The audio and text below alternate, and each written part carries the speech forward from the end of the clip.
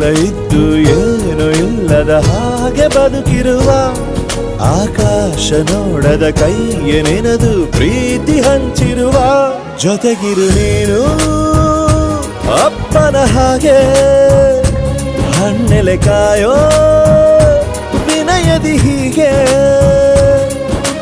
ನಿನ್ನನು ಪಡೆದ ನಾವು ಪುನೀತ ಬಾಳು ನಗು ನಗುತ್ತಾ ಬೊಂಬೆ ಹೇಳುತ್ತೈತೆ ಮತ್ತೆ ಹೇಳುತ್ತೈತೆ ನೀನೇ ರಾಜಕುಮಾರ.